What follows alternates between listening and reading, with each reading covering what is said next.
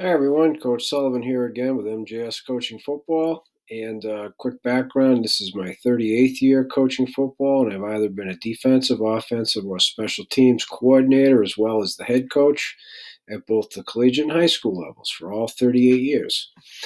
Today I wanted to bring to you one of our plug family blitzes, which is a five-man pressure. Okay, and so for the naming of it, 50 is our base 3-4 front. That's what we call it. And whatever you call it, it's fine. It's your business, right? The name of the blitz, Bambi. Okay, remember I mentioned in a previous lecture that the first letter signifies the defender who the call goes to. So B is the backer. And the naming helps understand the blitz. So for us, it's a combination. Bambi, BAM, backer and Mike. Okay, B inside are both blitzing A gap. All right, Bambi. So medium is the coverage. Medium is the size coffee that we use when it's a five-man pressure inside in a plug family. And so that's as much I'm going to talk about the coverage. So for us, again, the red signifies the primary blitzes. In this case, we have two. And then the green are the other people involved in the blitz. So again, five-man pressure, 1, 2, 3, 4, 5. Okay. The backer is making the lucky Ringo call. So if he's on the right, he says Ringo. The significance here. The nose knows that both A gaps are blitzed. So he's going to stick the B gap to the call. Okay. So I'm starting with the defensive lineman first. They're taught it's a double A gap blitz. So nose, long sticks, we just say stick, two gaps into the B gap to the call. So Ringo, he's sticking right. Lucky, he's sticking left. Because the nose is sticking to the call on a Ringo, the stud nose, that means he has to be in the C gap. He gets pushed out into C by the stick.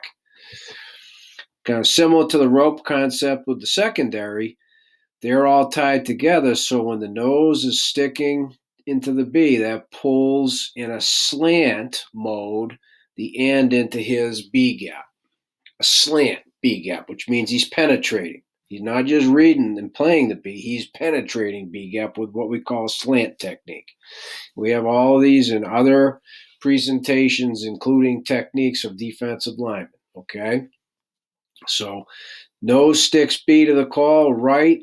The stud slants into C, penetrating, and the end slants into his B, again, penetrating. So it takes care of the defensive line.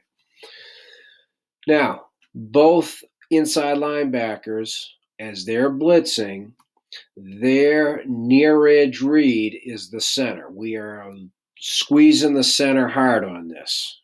Okay? So now, as the Mike blitzes his A and the backer blitzes his A, they have to see their own guard. Okay? So the Mike sees near edge center and the left guard in this case, backer sees near edge center right guard.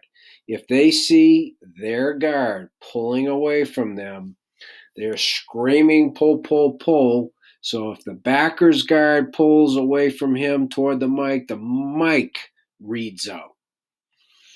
If the Mike's guard is pulling towards the backer, he screams pull, pull, pull, the backer reads out. Okay? So if the backer's guard's pulling, he's screaming pull, he continues on that course. He's got to be in the backside A. The Mike reads out. Consequently, same thing. If the Mike's guard's pulling, he screams pull, the backer reads out, but the Mike stays in A because he's got to play the backside A. Okay, so it's the same concept of readout, but it's a little bit different. Okay? Everybody hopefully understands that. So again, because it's a double A gap and a five-man pressure, this one necessitates an actual pull regardless of their years of experience and their savvy, okay, as far as linebackers are concerned. So again, Bambi, backer, and Mike. Backer is the lucky Ringo call. Nose goes to the call. And actually, if you think about it, All three defensive linemen do. When we do install, we teach Mabel and Bambi and Mabel. In this case, now it's Mabel in the same day because it's the same blitz. Okay? Mabel, Mike, and backer. Mike and backer. So now the Mike makes the lucky call in this case. That tells nose, stick, B gap left. That means the end, slant and C gap, the stud, slant and B gap, and everybody's penetrating. The same near edge read of the center, seeing your guard. If your guard's pulling to the other backer, you're making the pull call, and the other backer's going to read out. You don't, right? So if the backer makes the pull call, Mike reads out. If the Mike makes the pull call, backer reads out. But to protect the A gap of the backside, that backer stays. We don't have both backers read out. Okay? So as always, please, any question. This is a very, very effective blitz in short yardage when you know they're just going to try and pound it. This is a great way to penetrate. And if you get wedge schemes, the blitz coming down and some knockback, if it's, second and third and less than one, or third and two, fourth and one, fourth and two, and the tendency is they're going to try and run it between the A gaps, or even if they're going to run it to a B gap, we got all the gaps covered. We really like to run this blitz. And again, timing's huge. If you got snap keys so you can really get into the A gap quick, or even on a first down, if you're facing a team that's going to run first and they've kind of got large splits, 2+ splits in the A gap, it's also a good time to run this blitz.